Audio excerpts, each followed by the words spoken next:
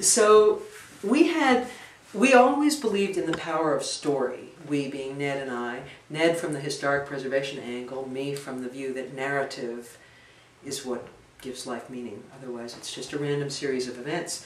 So each room had some kind of thing about... God agrees!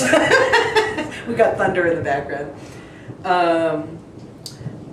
Each room had some kind of story about it, and here we have typed, not computer printed out.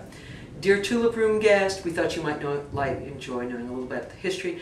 Tulip Room was the last of the 3 rooms built onto this small Ozark farmhouse. The first, now called the Rose Room, which we'll go into, was originally a 1-room cabin for dairy farmer Daniel McIntyre and his family. It was built by the McIntyres circa 1888. What we call the Iris Room, the room facing the garden at the other end of the porch, was added in 1890. Not until 1923 was this room added. It served as a living room with a kitchen where the bathroom is now. The home remained with the McIntyres till 1979 when Ned and I bought it. My signature is down here, very faded out.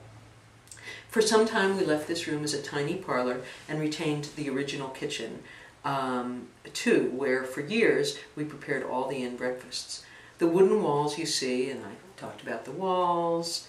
1986 we purchased our building at 515 Spring Street. That's of course the Colony main building now, so it talks all about it.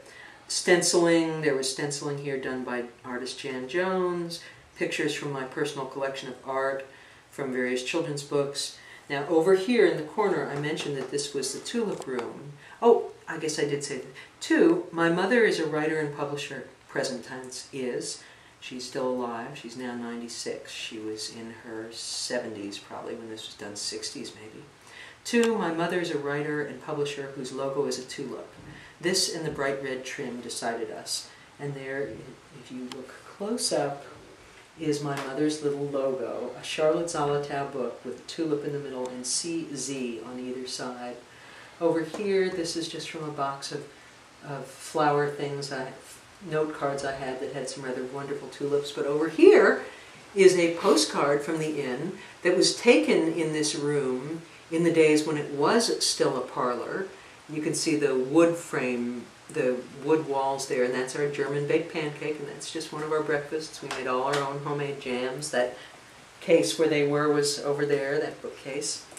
So that is a piece of my life, and now, hopefully, a piece that will go on long after I'm gone.